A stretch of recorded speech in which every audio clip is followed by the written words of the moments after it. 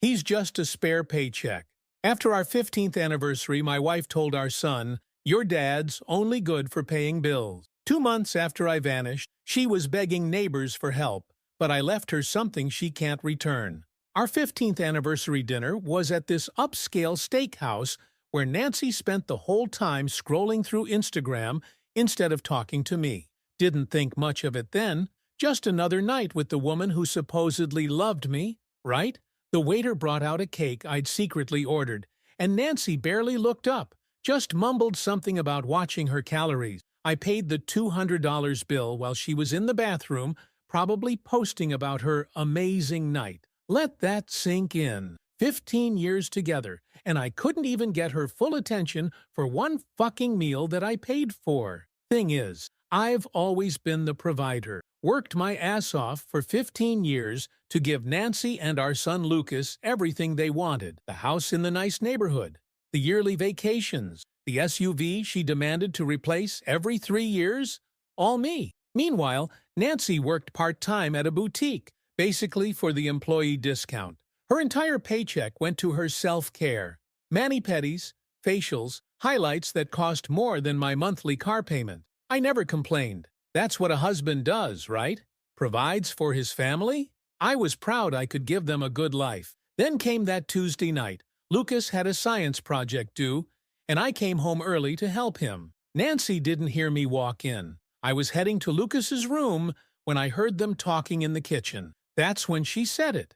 Nancy told our 14-year-old son that I was just a spare paycheck, that I was only good for paying bills, and that's why she kept me around. My own son, my own fucking son being taught by his mother that his father was nothing but an ATM. I stood there frozen, my laptop bag still on my shoulder, as Nancy went on about how boring I was, how predictable, how I had no ambition beyond my paycheck. Lucas didn't say much back, just asked when dinner would be ready, like this was a normal conversation to have about your dad. I quietly left and sat in my car for an hour, feeling like someone had ripped my chest open. When I finally went inside, I acted normal. Nancy didn't even ask why I was late, just told me dinner was in the microwave before going back to watching her reality shows. That night changed everything. Once you hear something like that, you can't unhear it. I started paying attention, really paying attention. The way Nancy would sigh when I talked about work.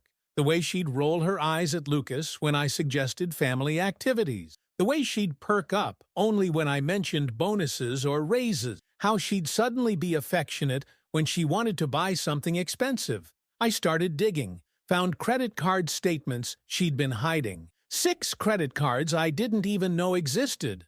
All maxed out. Designer clothes. Spa weekends with her friend Michelle that were supposedly girls' budget getaways. Restaurants when she'd told me she was eating at home. I installed a home security system with cameras. For our safety, what it really did was show me what happened when I wasn't home. Nancy bringing friends over to show off the stuff I bought. Laughing about how I had no idea how much things actually cost because I never checked the accounts. Nancy telling Lucas he should aim higher than me. Find a career that makes real money. Let that sink in. My own wife poisoning my son against me. The final straw was when I found receipts for a weekend at a hotel an hour away. Weekend I was told she was visiting her sister. Called her sister. She had no idea what I was talking about. Nancy's location history on her phone showed her at that hotel with someone named Trainer Mike. Yeah, the personal trainer I was paying for to help her get in shape. I called my buddy Everett. We go back to college days, and he's the only person I trust completely. Met him at a bar, and I laid it all out. Expected him to tell me I was overreacting or misunderstanding. Instead, he got quiet, then told me Nancy had been bad-mouthing me at parties for years, how I was boring in bed, how she had to manage me to get what she wanted, how she was settling, because at least I was financially stable. My friends knew, our neighbors knew, everyone fucking knew except me. I went from hurt to pissed to furious. 15 years of my life given to someone who saw me as nothing but a walking wallet. 15 years of sacrifices, missed opportunities, working overtime, All so Nancy could live her Instagram lifestyle while mocking me behind my back. Here's where it gets good. I didn't confront her. Didn't give her the satisfaction of seeing me hurt. Didn't give her the chance to gaslight me or deny everything. Instead, I made a plan. First, I documented everything. Downloaded all bank statements, credit card bills, investment accounts, took photos of her closet full of clothes with tags still on, backed up security footage of her trash-talking me to friends in our own home, made copies of the hotel receipts and her location history. Next, I consulted with the 3 most ruthless divorce attorneys in our area, paid the consultation fees out of a separate account Nancy didn't know about, not to actually hire them yet, just to conflict them out so she couldn't use them later. The last one gave me some creative ideas about asset protection that weren't strictly illegal, but definitely would make Nancy's life difficult. I moved half our savings into an account only I could access, still joint property in a divorce, but at least she couldn't drain it before I made my move. Started gathering evidence of all the debt she'd hidden. Found out she'd been using my social security number to open some of those credit cards. Identity theft by your own wife. Now that's a special kind of betrayal. Got Lucas's school records and made sure I had copies of everything he might need. Not that I'd abandon my son. He's the innocent one in all this. But I needed to make sure Nancy couldn't use him as leverage. I also started working out and lost 15 pounds. Cut my hair. Bought new clothes that actually fit. Amazing how the prospect of revenge motivates self-improvement. All this took about 3 weeks. 3 weeks of smiling at Nancy over dinner. 3 weeks of pretending everything was normal while I prepared to nuke our entire life from orbit. Some people might say I should have tried marriage counseling. Tried to work it out, given her a chance to explain. Those people have never heard their wife tell their child that daddy's only purpose is his paycheck. Those people haven't discovered 15 years of lies and disrespect. Those people can fuck right off. Tonight, I finalize my plan. Tomorrow, Nancy learns what happens when you treat someone like an ATM for 15 years and think there won't be consequences. She wanted a provider? I'll show her what happens when that provider decides she's not worth providing for anymore. She has no idea what's coming, but you better believe I'm going to enjoy watching her world collapse when she realizes her meal ticket has expired. Play stupid games, win stupid prizes, and Nancy's about to collect the grand fucking jackpot. Update. First off, thanks for all the support on my last post. Didn't expect thousands of upvotes and hundreds of comments. RIP my inbox. For those asking if I'm okay, I'm better than okay. I'm fucking fantastic. Let me update you on what went down these past few weeks. Buckle up, because this is where it gets good. The morning after my last post, I woke up at 5 a.m. and executed the first phase of my plan. Nancy was still asleep, face mask on, completely oblivious to the storm about to hit her life. I took one last look at the bedroom we'd shared for 15 years and felt nothing. That's when I knew I was ready. Remember how I mentioned I'd been preparing? Well, 3 weeks earlier, I'd rented a small apartment across town under a buddy's name. Already furnished it with basic stuff from an online marketplace. Nothing fancy, just a bed, couch, desk for my laptop, and a coffee maker. Had been moving essentials there bit by bit when Nancy was at her yoga classes, aka drinking wine with Michelle. I grabbed my pre-packed go bag and the external hard drive with all my evidence. Left my wedding ring on the nightstand. Petty? Maybe. Satisfying? Absolutely. On my way out, I stopped by Lucas's room. My son was sleeping, and for a second I almost broke. But then I remembered Nancy poisoning his mind against me, and my resolve strengthened. I left him a note saying I loved him and would explain everything soon. That I wasn't abandoning him, just removing myself from a toxic situation. Now, here's where my plan gets tactical. First, financial move. Transferred 50% of our joint savings to my new private account. Left the other half. I'm not a monster. But those secret accounts Nancy thought I didn't know about. The investment portfolio she'd been skimming from. Changed all the passwords and security questions. Froze the joint credit cards she used for her shopping sprees. Second move, called my boss from the car, explained I needed emergency personal leave, had the vacation days saved up, and he's a decent guy who's been through divorce himself. Approved 2 weeks off, no questions asked. Then I texted Nancy that I had to leave for an emergency work trip, would be gone for about a week. She didn't even respond, probably still sleeping off the wine from her girls' night that I paid for. The timing was perfect. I knew from checking our shared calendar that Nancy had planned a shopping spree that weekend, her monthly self-care ritual that usually cost me thousands. She'd also scheduled lunch with potential kitchen renovation contractors because our embarrassing 5-year-old kitchen apparently needed an upgrade. From my new apartment, I watched through my banking app as Nancy tried to use our joint credit card at her favorite boutique that Saturday. Declined. Then she tried another card. Declined. Then her secret card. Declined. All within 10 minutes. I imagine her face got redder with each swipe. The thought still makes me smile. By Saturday night, my phone was blowing up.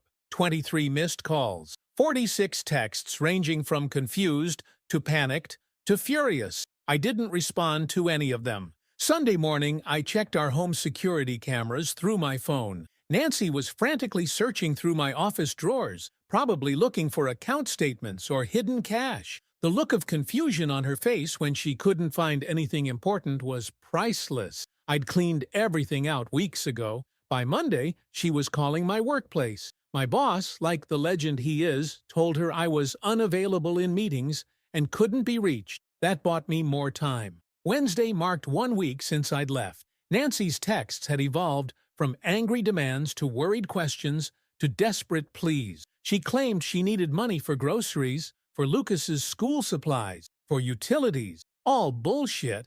I'd paid all the bills for the month before leaving, and there was still money in the joint account for necessities. She just couldn't access the lifestyle funds anymore. I finally responded with a single text. I'd be back soon to discuss our situation. Let her stew in that ambiguity. Meanwhile, I was busy executing the rest of my plan. Filed for divorce through an attorney Nancy couldn't afford to match. Documented all her hidden spending and debt.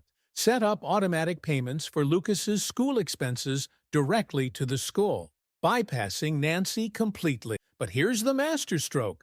I used a large chunk of my inheritance, money Nancy never knew I had, to pay off our house mortgage in full, then immediately transferred the deed to an irrevocable trust in Lucas's name. Nancy can live there until he's 18, but she can't sell it, can't borrow against it, can't profit from it in any way. The trust pays the property taxes, but she's responsible for utilities and maintenance. 2 weeks after I vanished, I arranged to see Lucas. Met him at a diner after school. Hardest conversation of my life, but necessary. Told him the truth, that I loved him more than anything, that I'd always support him, but that I couldn't stay in a marriage where I was valued only for my paycheck. Showed him proof of his mother's behavior and spending. He was angry, confused, hurt, but also admitted he'd noticed how his mom treated me. Said it made him uncomfortable. That hit me hard. Set up a separate account for Lucas with enough money for him to be comfortable and independent. Gave him a new phone on my plan so we could always communicate directly. Promised to see him 3 times a week minimum. By week 3, Nancy's desperation was peaking. My neighbor Loretta, absolute MVP, kept me updated. Nancy had started asking neighbors for loans to tide her over until her husband returns from his business trip. Everyone knew what was really happening. Small neighborhoods talk. Most refused. Nancy had to cancel her spa membership, return the designer bag she'd bought on layaway. Her friend Michelle suddenly became too busy to meet for their usual wine lunches when Nancy couldn't pay her share anymore. I watched from afar as Nancy's carefully curated image crumbled. Her social media posts changed from exotic brunches and shopping hauls to vague inspirational quotes about overcoming challenges. Classic narcissist damage control. The real breaking point came when Nancy tried to apply for a personal loan using our home as collateral. The bank informed her she had no legal right to do so. That's when she finally realized what I'd done with the house. The absolute meltdown that followed, calling me 67 times in one day, was both sad and satisfying. 4 weeks in, Nancy was finally forced to get a full-time job. No more part-time boutique shifts for employee discounts. Real work, 40 hours a week. According to Lucas, she comes home exhausted, complaining about her feet hurting and how her manager doesn't appreciate her. Welcome to real life, Nancy. Yesterday marked exactly 2 months since I left. Nancy was spotted by Loretta, literally begging our next-door neighbor for help with a plumbing issue she couldn't afford to fix. The shower was leaking, and she didn't know how to turn off the water main. Basic household maintenance I always handled. The neighbor helped, but told her she needed to learn these things herself now. My attorney sent over the divorce papers last week. Nancy's response? She couldn't afford a lawyer, so she tried to contest it herself, with some bullshit claims about abandonment and financial abuse. The mountain of evidence I'd collected shut that down quickly. I've scheduled a meeting with Nancy tomorrow, first time seeing her face-to-face since I left. My terms are non-negotiable. Full custody of Lucas with generous visitation for her, division of assets as per my documentation, and no alimony whatsoever. She can keep living in the house for Lucas's sake, but it will never be hers to sell. Some might call this revenge excessive. I call it consequences. You don't get to treat someone like an ATM for 15 years and then act surprised when the ATM stops dispensing cash. For those wondering if I feel bad, I don't. Every time I start to feel a twinge of guilt, I remember Nancy telling our son that I was only good for paying bills. I remember 15 years of disrespect and lies. I'm not done yet. Part 3 of my plan is already in motion. Stay tuned for the final update after tomorrow's meeting. Play stupid games, win stupid prizes. Update 2. The meeting with Nancy was set for 2 p.m. at a coffee shop downtown. I arrived 20 minutes early, snagged a corner table with my back to the wall, old habit, and ordered a black coffee. Wanted to be settled and composed when she arrived. Something about having the high ground physically and emotionally. She showed up 5 minutes late. The first thing I noticed?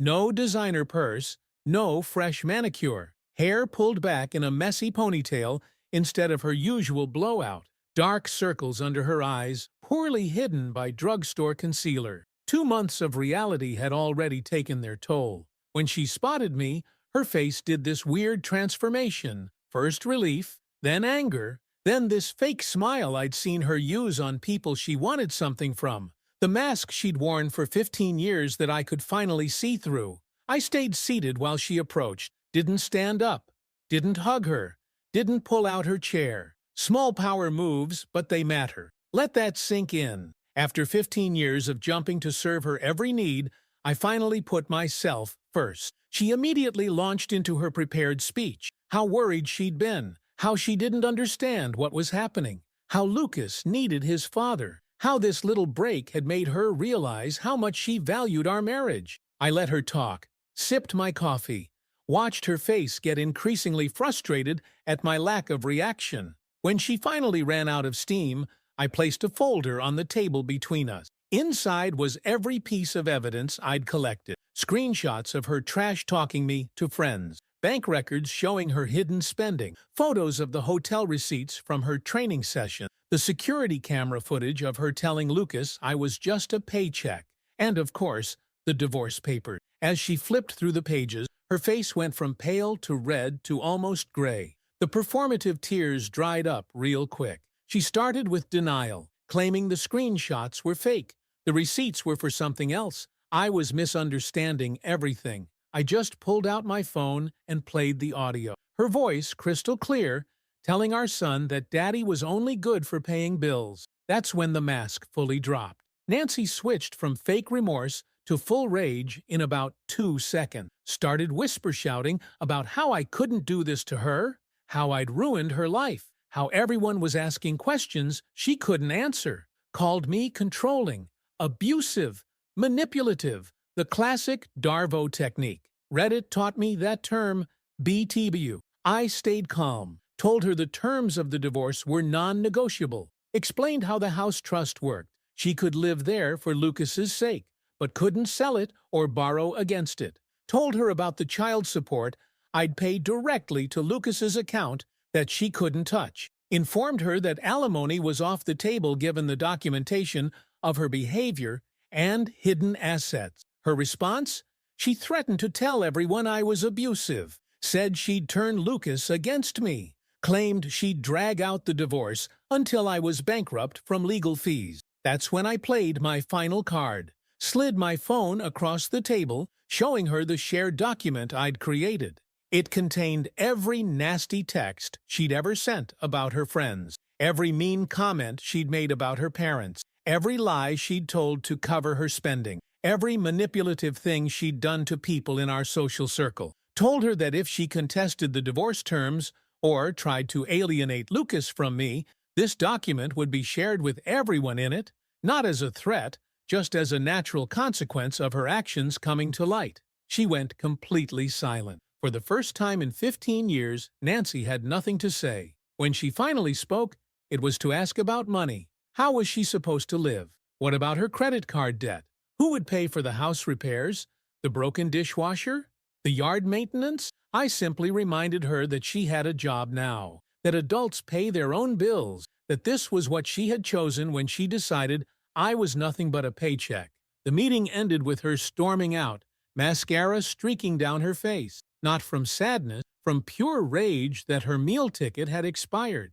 The next few weeks were exactly what you'd expect. Nancy tried everything to regain control. 1. Called my parents to tell them I was having a mental breakdown. They've known about her true nature for years and shut that down fast. 2. Tried to access Lucas's new account. The bank called me immediately since I'd flagged it for suspicious activity. 3. Attempted to sell some of the furniture from our house. My attorney sent a cease and desist since those assets were still part of the divorce proceedings. 4. Posted a vague "pray for my family during this difficult time" status on social media, trying to garner sympathy. The comments were supportive until people started hearing both sides of the story. 5. Begged her parents for a loan. They called me first to get the real story, and after seeing the evidence, told her she needed to fix her own problem. Meanwhile, Lucas was spending more time with me. At first, he was angry and confused, typical 14-year-old reaction to divorce. But kids are perceptive. He noticed that I never bad-mouthed Nancy. While she couldn't stop ranting about me, he saw that I showed up consistently while she was increasingly focused on her own problem. 3 months after I left, the divorce was finalized. Nancy couldn't afford to contest it, and the evidence was overwhelming. The judge actually commended my generosity in allowing her to stay in the house for Lucas's sake. The financial reality hit Nancy like a truck. Her first water bill made her call me in a panic. Her car needed new tires and she couldn't afford them. The yard was overgrown because she couldn't figure out how to start the mower. Basic adulting that she'd offloaded to me for 15 years. She had to get a second job working weekends at a grocery store. Her social media posts completely stopped. Hard to maintain the perfect life facade when you're bagging groceries in the same store your former friends shop at. Michelle and the rest of her bougie friends disappeared completely. Turns out friendship, based on shopping sprees and wine lunches, doesn't survive when one person can't pay their share. Who knew? Yesterday marked 6 months since I left. I ran into Nancy at Lucas's school event. She looked defeated, wearing clothes from the clearance rack. No designer sunglasses, no fake nails. Working 2 jobs has aged her 5 years in 6 months. She tried one last tactic, suggesting we talk about reconciliation for Lucas's sake. I laughed, not meanly, just genuinely amused that she thought I'd ever consider going back. I told her the only relationship we have now is as co-parents, that she was right about one thing: I was only good for paying bills, and now she can pay her own. The most satisfying part of all this? I'm genuinely happier. Lost 30 pounds, started hiking on weekends, reconnected with friends Nancy didn't like. My apartment might be smaller than our house, but it's peaceful. No walking on eggshells, no dreading credit card statements. Lucas stays with me 3 nights a week now. Last night, he asked if I regretted marrying his mom. Tough question. I told him I could never regret something that brought him into my life, but that sometimes people grow into versions of themselves that aren't compatible anymore. What I didn't tell him was that the trust fund I set up for him contains not just the house, but enough money for college, a first car, and a down payment on his own place someday. That's the something Nancy can't return or take away. His future security? Some of you asked in the comments if this revenge was excessive. Maybe, but 15 years of being treated like an ATM deserves more than a simple divorce. Nancy spent a decade and a half building a life on my back while secretly despising me for providing it. Now, she gets to experience the life she earned on her own merits. For those saying I should forgive her for my own peace, nah. My peace comes from knowing I finally stood up for myself, from watching Lucas grow into a young man who hopefully won't let someone treat him like I let Nancy treat me. This is my final update on this situation. Life moves on. Nancy continues to struggle financially and socially. I continue to rebuild my life on my terms. Lucas is adjusting and actually doing better in school now that the tension at home is gone. The lesson here? Value yourself enough to walk away from people who don't. And if someone tells you exactly who they are, like when they call you just a paycheck, believe them the first time. Play stupid games, win stupid prizes.